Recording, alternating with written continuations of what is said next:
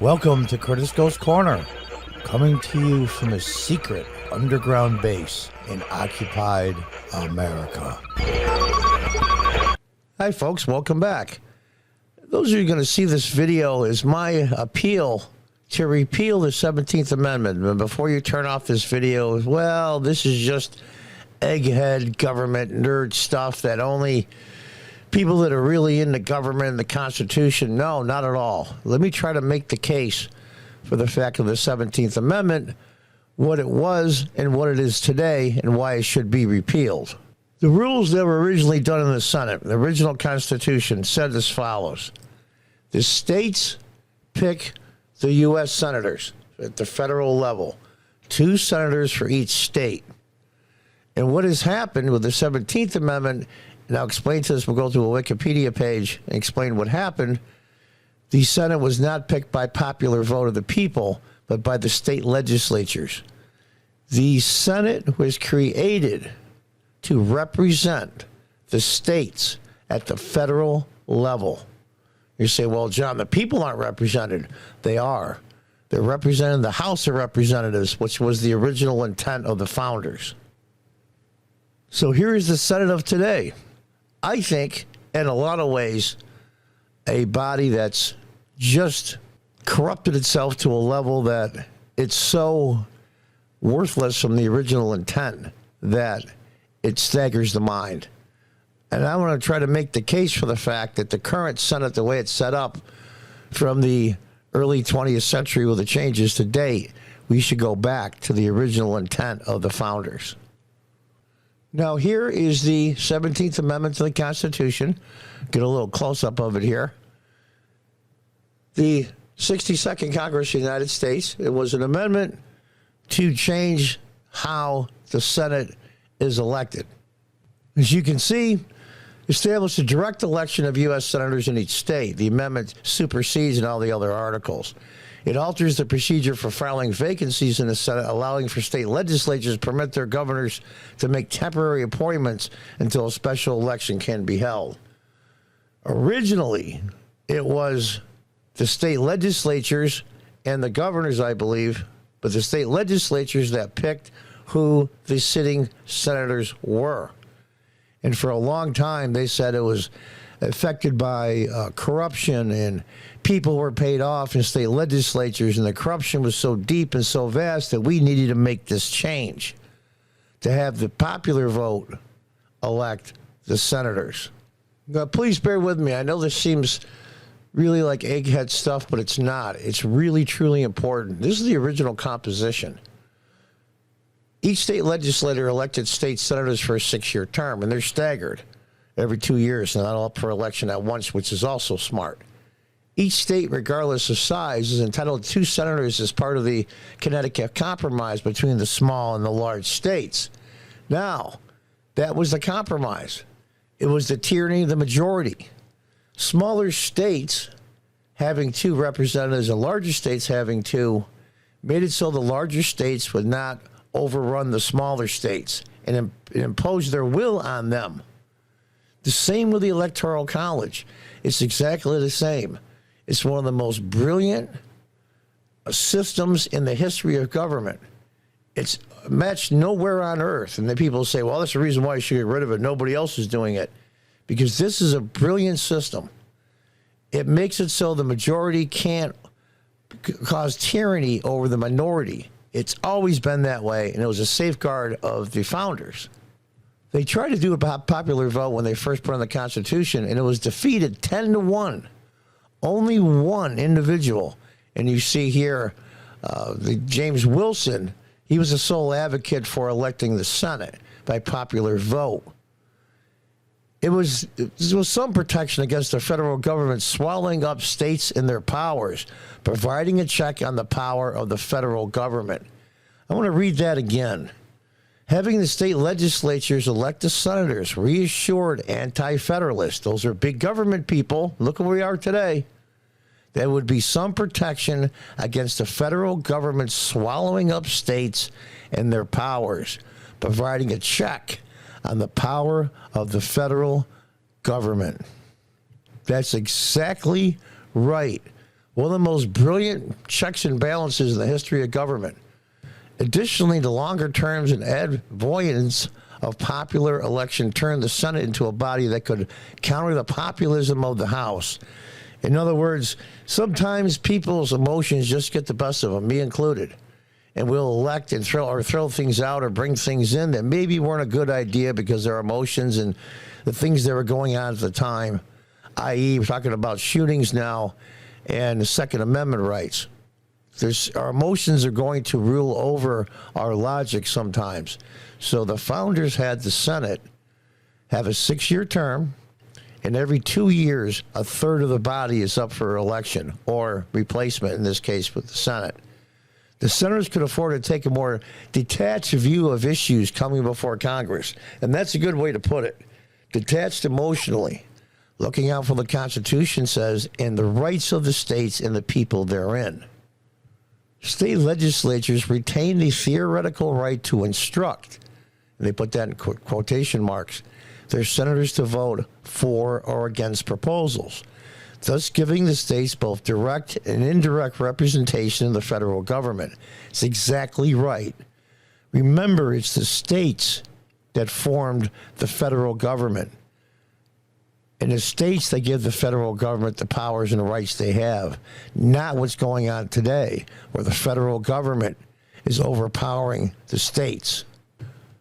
Members of the Constitutional Convention consider the Senate to be a parallel of the British House of Lords, as the upper house contained of the better men of society. Yeah, that sounds a little classist, but in part that's true. Look at some of the members of the House of Representatives and look at some of the members from the Senate from years ago, and you'll see a dramatic improvement. But improved upon will be consequentially chosen by the upper house of the state legislature for fixed terms. It creates stability in the Senate, whereas the House is more chaotic because they have elections every 2 years. Now, I'm going to breeze through a lot of this. It was some of the problems with, and there's always problems with every system of government. Nothing's perfect. And they go on to say how some Senate seats weren't, I'll breeze through this, some Senate seats weren't filled for a couple of years, deadlocks in state legislatures, how money has corrupted the system of state government where people who had the most money got to go to the U.S. Senate. Need I remind you that there are many multimillionaires and sometimes billionaires sitting in the Senate that have bought their way in currently. So those problems never really got solved. And I'm just going to slowly go through this, and you can stop and read it if you want to. And, of course, there's William Jennings Bryan. He campaigned for popular vote of the U.S. elections as well. And it goes through a lot of different, it's really long, but it's really worth seeing some of the things that did go on before the changing of the amendment. And it's very, very interesting. And those of you that think this is a trivial matter, remember, this is one half of the legislative body of this country of the United States. And like I said, I'm going to breeze through this slowly. And then the proposal of ratification. Now, I do have to say, honestly, this is one of the many, many reasons why I think Woodrow Wilson was the worst president ever in the history of the United States. Worse than Biden, worse than Jimmy Carter, worse than Buchanan, worse than the ones you can list. By far, Woodrow Wilson caused more damage to the future of this country. You say, well, how can you say that, John? Biden and there's been some others in the past that are just terrible and cause all kinds of grief. Woodrow Wilson and what he proposed and what he pushed through caused lasting harm over a century later. That, for me, is a definition of a terrible president. Now, this is the effect part. Now, I know this is Wikipedia, so I take it with a grain of salt. But what they've written here is very accurate. The 17th Amendment altered the process for electing United States senators and the way vacancies would be filled. The 17th Amendment had a dramatic impact on the political composition of the U.S. Senate, of course. But you have to remember something. You're right, there was corruption at the state level, and some people did buy their way in for Senate seats. You get that now. That hasn't really changed. But what's happened now is with popular voting of U.S. senators, You're going to get outside money. When I say outside money, I live in upstate New York. So many, many dollars in campaigns for state senate come from all over the country and not New York. The entire country has an influence on what happens in New York rather than the residents in New York itself. And that is a dramatic shift. I use, for an example, George Soros. The George Soros of the past and currently have much more of an impact today than they did years ago in the Senate, because all the money in the world really couldn't pay off the entire state legislature. It was a much more even-handed system, even though it had its flaws and corruptions. And now we're looking at the one man, one vote, Reynolds versus Sims, 1964. The male apportionment of state legislatures was common. For example, and I don't think they're male apportionment. I live in upstate New York.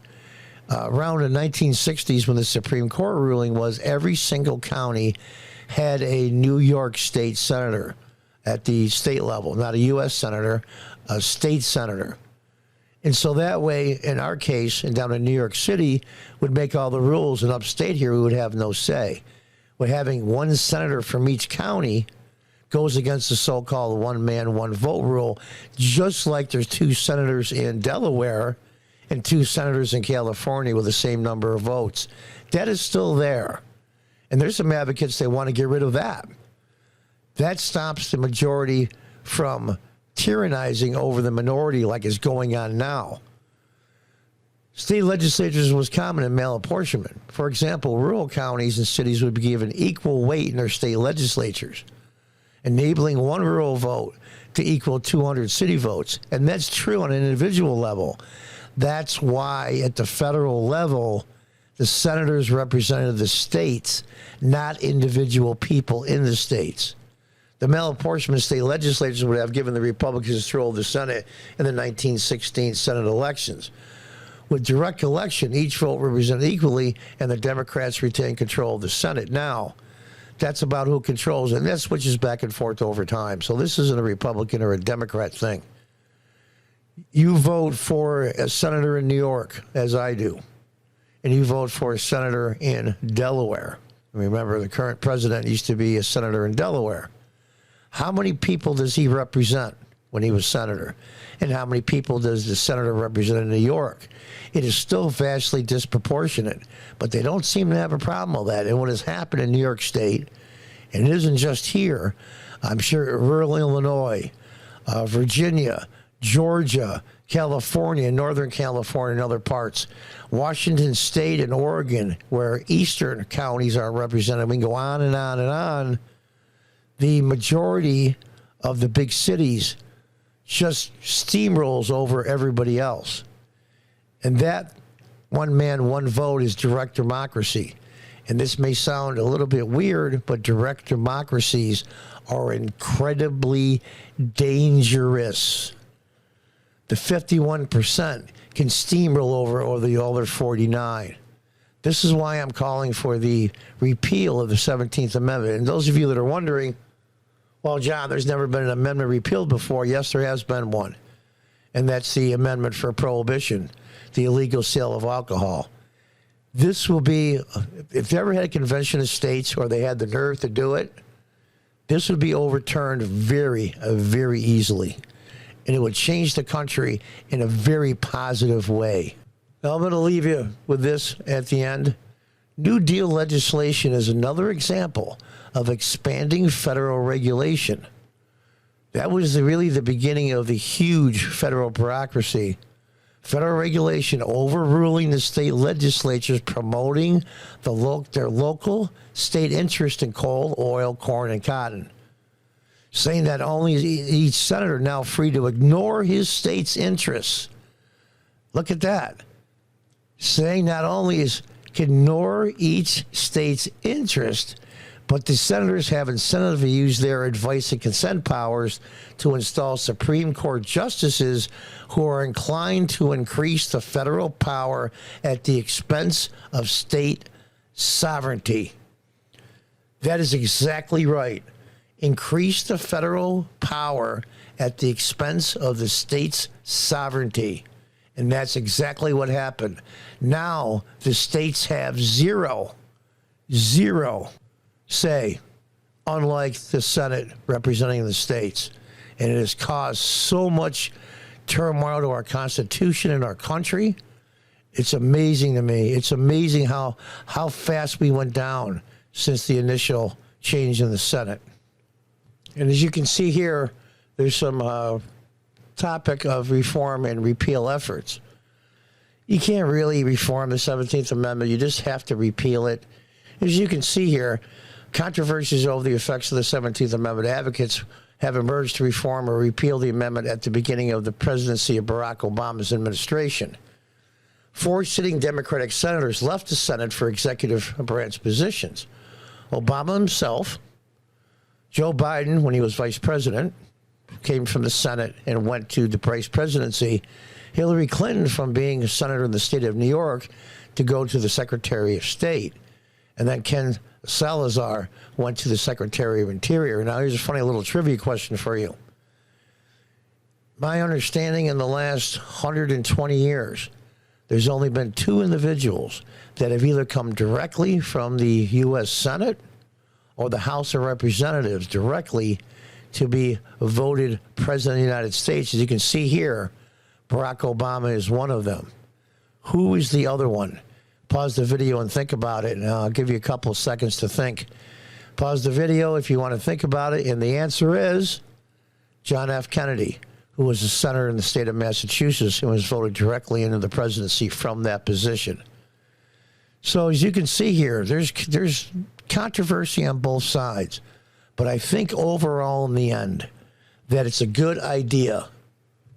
Whenever I'm not sure on a proposal or a change to the Constitution or something really important, I always fall back on the intent of the founders.